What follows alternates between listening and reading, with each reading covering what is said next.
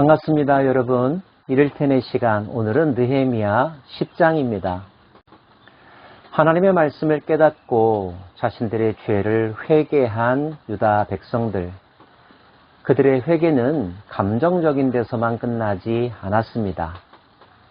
잘못하고 있는 것들을 바로잡기로 했고요.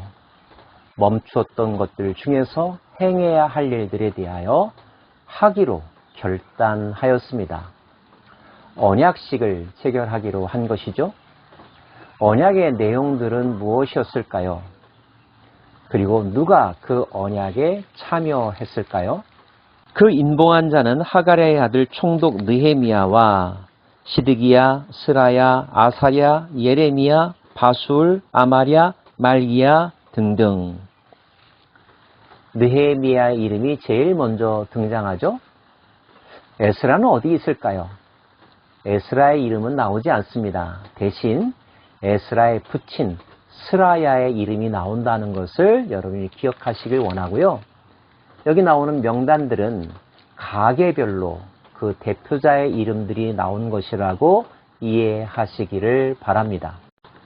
이들은 모두 제사장들이었고요. 레위 사람들의 명단들도 나옵니다.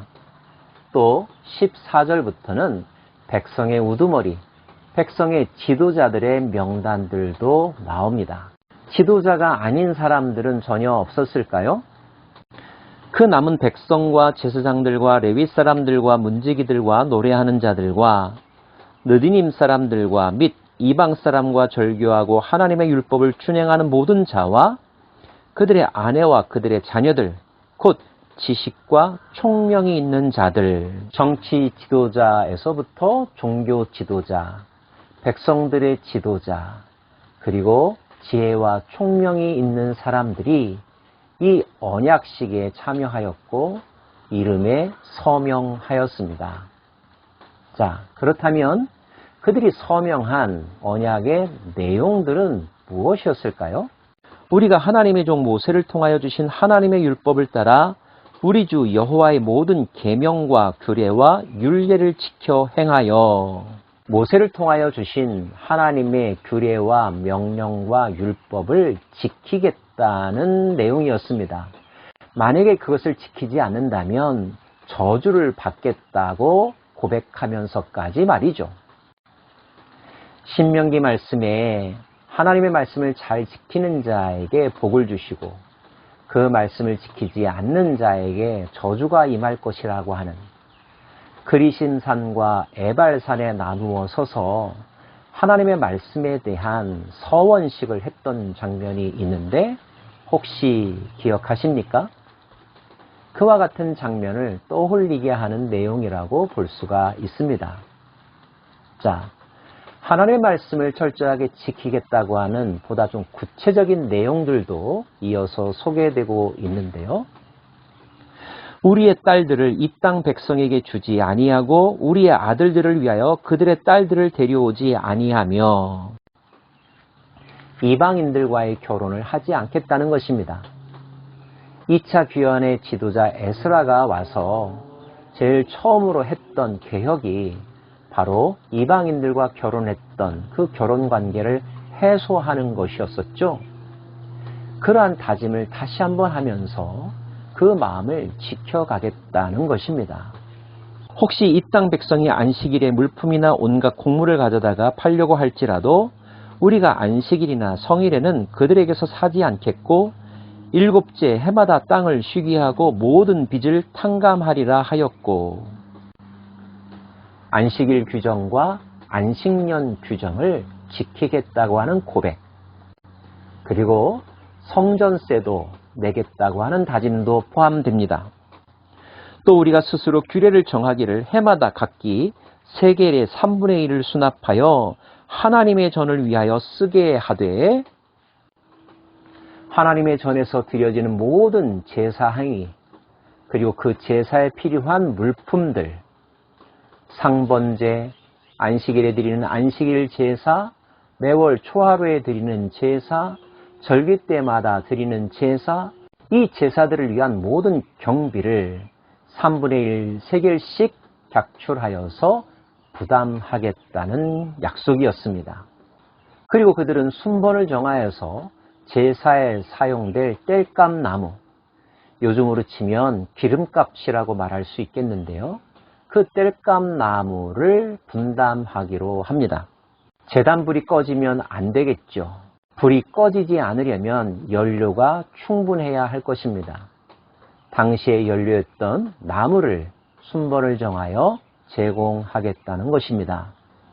해마다 수확하는 모든 토지와 채소의 첫 열매도 하나님 앞에 드리겠다고 다짐합니다. 11조도 철저하게 드리겠다고 다짐하고요. 첫 열매나 11조가 의미하는 것은 무엇일까요? 하나님께서 주셨다고 하는 것, 이 모든 것이 하나님의 것이라고 하는 신앙 고백이죠. 다 드려야 하지만 그 중에 대표로 첫 열매 10분의 1을 구별하여서 하나님 앞에 드리고, 그 예물들은 제사장들의 삶을 위하여 또 레위인들을 위하여 사용되기도 했습니다. 레위기에 의하면 그렇게 드려지는, 그래서 제사장들과 레위인들에게 돌아가는 그 제물을 지극히 거룩한 성물이라고 표현하고 있습니다.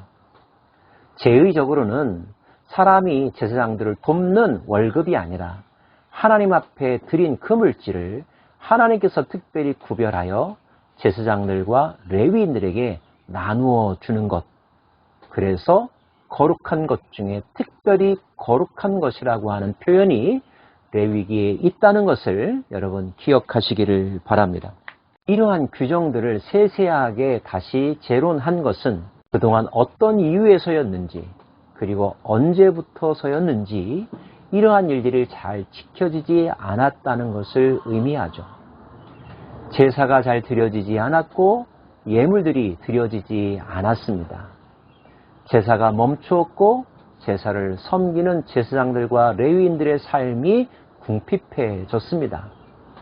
그것은 단지 한 계층이 경제적으로 빈곤해졌다는 것을 의미하는 것이 아니라 하나님 중심의 삶이 무너졌다는 것을 의미하는 것이죠.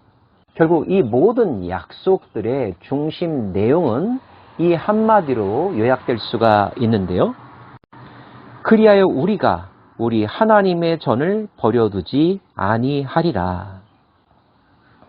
하나님의 전을 버려두지 아니한다는 것, 이것이 단지 건물을 잘 관리하고 그 건물에서 일하는 사역자들과 관리인들의 생계와 복지를 책임지겠다는 뜻일까요?